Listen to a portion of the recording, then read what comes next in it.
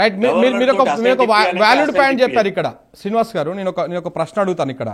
అయితే మీరు చెప్పారు ఇప్పుడు కులగణనకు సంబంధించింది కానీ, లేకపోతే ఆర్డినెన్స్ కానీ, అంతకుముందు చేసినటువంటి బిల్లులు కానీ, దాని తర్వాత పంచాయతీరాజ్ చట్ట సవరణ అంశం కానీ, ఈ ఏ అంశాలను కూడా వేటిని కూడా జీవో నెంబర్ 9 ఇచ్చినప్పుడు దాంట్లో పొందుపరచలేదనేటువంటి ప్రధానమైనటువంటి ప్రశ్న కూడా వస్తుంది కదా. అసలు ఆ బిల్లులకు, ఆ ఆర్డినెన్స్కు, జీవో 9కి సంబంధమే లేకుండా ప్రభుత్వము డబుల్ గేమ్ ఆడింది అనేది ఇక్కడ ప్రశ్న. ఆ అంశమే హైకోర్టులో విచారణకు రాలేదు. 2 రోజులు నేను ఉన్నా. నేను కూడా ఎల్ఎల్బి చేసిన.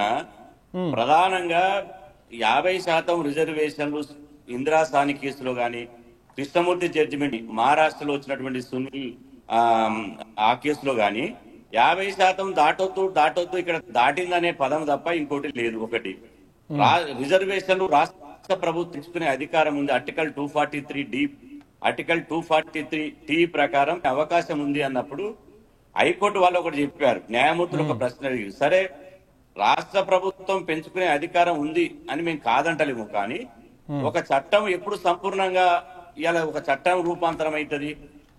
చట్టసభలో చేసిన తర్వాత గవర్నర్ దాన్ని అసెంట్ ఇచ్చి ఆమోదిస్తేనే అది చట్ట రూపంలోకి వస్తుంది. నువ్వు చేసినటువంటి బిల్లు, నువ్వు చేసినటువంటి చట్టమే చట్ట రూపంలో రాలేదు. అట్లాంటప్పుడు ఈ చట్టం ఎట్లా తెలుస్తుందని అడిగింది. కాబట్టి ఇప్పుడు మేము మొదటి నుంచి బీసీ రిజర్వేషన్లకు రాజ్యాంగ రక్షణ ఉండాలంటే 9th షెడ్యూల్ పెట్టాలి. షెడ్యూల్ ఎవరు పెట్టాలి? ఢిల్లీలో ఉన్నోడు పెట్టాలి. అదే విధంగా గవర్నర్ ఇక్కడ సంతకం పెట్టాలి. ఎవరి చేతులు ఉంటాడు గవర్నరు? బీజేపీ వాళ్ళ చేతులు ఉంటారు. వాళ్ళు ఢిల్లీలో అమిత్ షా, అదే విధంగా రామచంద్రరావు మీటింగ్ పెట్టి 9th షెడ్యూల్ లో మేము పెట్టమన్నారు.